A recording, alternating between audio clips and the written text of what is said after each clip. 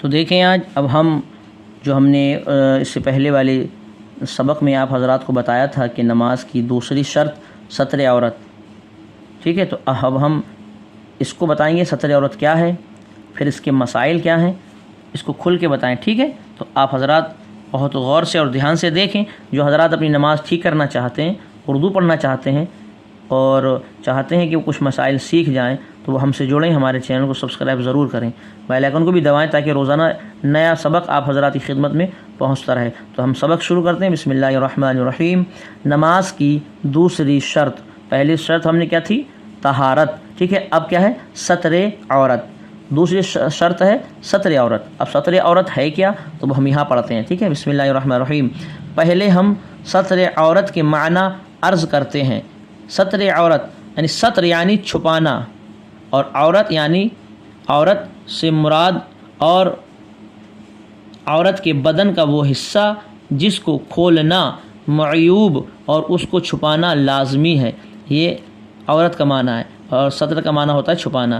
لہٰذا اب ستر عورت کے معنی یہ ہوئے کہ مرد اور عورت کے بدن کا وہ حصہ جس پر پردہ واجب ہے اور اس کا دکھانا باعث شرم ہے. عورت یعنی لیڈیز کو عورت چھپانے کی چیز اس لیے کہتے ہیں کہ وہ واقعی چھپانے کی چیز ہے، یعنی ستر یعنی عورت ہے، ٹھیک ہے. اب یہاں ہم نے کھل کر پڑھ لیا کہ ستر عورت کسے کہتے ہیں. ستر کہتے ہیں چھپانے کو، اور عورت کو معنی ہوتا ہے اس کا بھی یعنی پردے میں نہیں. عورت کا معنی بھی چھپانا ہوتا ہے. ستر معنی چھپانا اور عورت کا معنی جس پر پردہ کرنا واجب ہو. تو یعنی پورا وہ ہو گیا، چاہے مرد کا ہو تڑی سے لے کر گھٹنوں تک، یہ آدمی کا عورت ہے، حصہ عورت ہے، یعنی اس کو چھپانا انسان پر، مرد پر واجب ہے، فرض ہے کہ وہ اس کو چھپائے، اور عورت کے لیے ہے کہ پورا اپنا بدن چھپائے، ٹھیک ہے. اب ہم اس کے بارے میں جو حدیث ہے اس کو پڑھتے ہیں، ٹھیک ہے. اگر آپ سے کوئی کہے اس کے ستر عورت کی تعریف کرو تو آپ اوپر والا جو پڑھا تھا ابھی وہ بتا دیں، اور اس کا کوئی حوالہ پوچھیں تو آپ حدیث امام ترمذی نے حضرت عبداللہ بن عباس رضی اللہ تعالی عنہ سے روایت کی ہے کہ حضور اکرم صلی اللہ علیہ وسلم ارشاد فرماتے ہیں کہ عورت ہے یعنی چھپانے کی چیز ہے. جب نکلتی ہے تب شیطان اس کی طرف جھانکتا ہے، ٹھیک ہے. مسئلہ بدن کا وہ حصہ جس کا چھپانا فرض ہے، وہ حصہ نماز کی حالت میں چھپا ہوا ہونا شرط ہے. یعنی جو حصہ نماز میں ویسے چھپانا فرض ہے، وہ حصہ حالت نماز میں بھی چھپانا شرط ہے. اگر نہیں چھپاؤ گے تو نماز نہیں ہوگی. اب ہم یہاں سے ابھی تک ہم نے بتایا تھا کہ ستر عورت کیا ہے، اس کے بارے میں حدیث بھی آپ حضرات کی خدمت میں پیش کر دی. اب ہم یہاں سے یہ پڑھیں گے کہ ستر عورت کیا ہے، ٹھیک ہے. ستر عورت کے تعلق سے کچھ اہم مسائل. مسئلہ ستر عورت ہر حال میں واجب ہے، خواہ نماز میں ہو یا نہ ہو یا تنہا ہو. کسی کے سامنے بلا کسی عذر کسی غرض صحیح کے تنہائی میں بھی کھولنا جائز نہیں. لوگوں کے سامنے یا نماز میں ستر عورت بلا اجماع فرض ہے. در مختار رد المختار، یہ دو بڑی کتابیں احادیث مبارکہ کی ہیں. یہ مسئلہ ان دونوں کتابوں سے لیا گیا ہے. اب مسئلہ اتنا باریک کپڑا کہ جس سے بدن چمکتا ہو ستر کے لیے کافی نہیں، اس لیے اگر نماز پڑھی تو نماز نہ ہوگی. عالمگیری فتویٰ رضویہ جلد نمبر 3 صفحہ نمبر 1. یعنی عورتیں جو اتنا باریک کپڑا جھمپڑ پہن کے نماز پڑھتی ہیں اور اتنا باریک دوپٹہ اوڑھ کے نماز پڑھتی ہیں کہ ان کا بدن بھی دکھتا ہے، اندر سمیز بھی دکھتی ہے، یا بال کی جو رنگت ہوتی ہے کالا پن وہ دکھتا ہے، تو نماز نہیں ہوگی، کیونکہ اس کا چھپانا فرض ہے نماز میں بھی اور نماز کے علاوہ بھی، ٹھیک ہے. اب ایک اور مسئلہ مرد کے لیے ناف کے نیچے سے گھٹنوں کے نیچے تک کا بدن عورت ہے، یعنی اس کو چھپانا فرض ہے.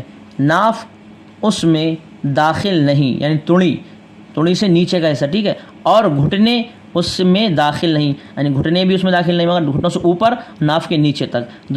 در مختار رد المختار، ٹھیک ہے. مسئلہ عورت کے لیے سارا بدن عورت ہے، یعنی اس کو چھپانا فرض ہے، لیکن منہ کی ٹکلی یعنی چہرہ، دونوں ہاتھوں کی ہتھیلیاں اور دونوں پاؤں کے تلوے عورت نہیں، یعنی بحالت نماز عورت کا چہرہ، دونوں ہتھیلیاں اور دونوں تلوے کھلے ہوں گے تو نماز ہو جائے گی در مختار۔ یعنی ہم جب عورت نماز پڑھے گی تو دوپٹہ ایسے باندھے گی کہ اس کا چہرہ پیشانی سے لے کر تھوڑی تک، تھوڑی کے نیچے دوپٹہ ہو، پیشانی پہ ہو، پیشانی پورا چہرہ کھلا ہوا ہو، اور دونوں ہتھیلیاں یہ بھی نہیں ڈھک سکتے، عورت اپنے تلوے یہ بھی کھلے رہیں گی حالت نماز میں، بس یہ 3 چیزیں کھلی ہوئی رہیں گی، نماز ہو جائے گی عورت کی، ٹھیک ہے۔ مگر نماز کے علاوہ یہ چیزیں بھی چھپانا فرض ہے، ٹھیک ہے۔ تو اب دیکھیں اور مسئلہ دیکھیں، مسئلہ مرد کے جسم کا وہ حصہ جو شرعاً عورت ہے، اس حصہ بدن کو 8 حصوں میں تقسیم کیا گیا ہے، اور ہر حصہ الگ الگ عضو پارٹس میں شمار کیا جائے گا، اور ان میں سے کسی ایک عضو کی چوتھائی جتنا حصہ کھل گیا تو نماز فاسد ہو جائے گی، یعنی نماز خراب ہو جائے گی۔ فتاوی رضویہ جلد نمبر 3 صفحہ نمبر 2 ہے، ٹھیک ہے۔ ایک اور مسئلہ پڑھ لیتے ہیں۔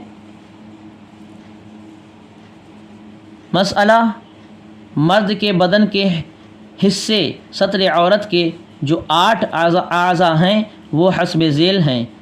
ایک ذکر یعنی اعلیٰ تناسل اپنے تمام اجزاء یعنی حشفہ و قلفہ وغیرہ کے ساتھ مل کر ایک عضو ہے۔ 2 انثیین یعنی دونوں خصے یعنی فوطے کپورے مل کر ایک عضو ہے۔ 3 دبر یعنی پاخانہ کی جگہ۔ 4-5 ہر ایک سورین یعنی چوتڑ الگ عضو ہیں۔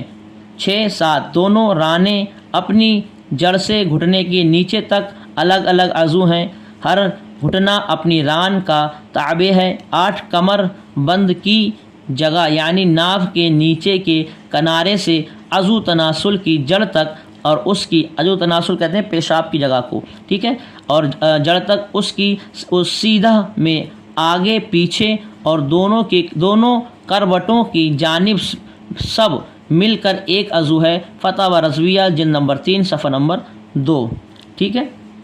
تو یہ آپ حضرات کی سمجھ میں آ گیا ہوا، اعلیٰ تناسل بولتے ہیں پیشاب کی جگہ کو۔ یہ آخری مسئلہ اور سن لیتے ہیں۔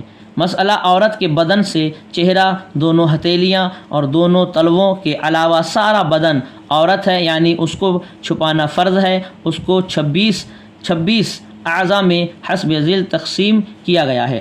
اب ہم جو تقسیم 26 میں کیا گیا ہے تو سطر عورت کی مسئلہ بہت بڑا ہے، تو ہم اس کو یہی ہمارا سبق مکمل ہو گیا ہے یہاں تک، ٹھیک ہے۔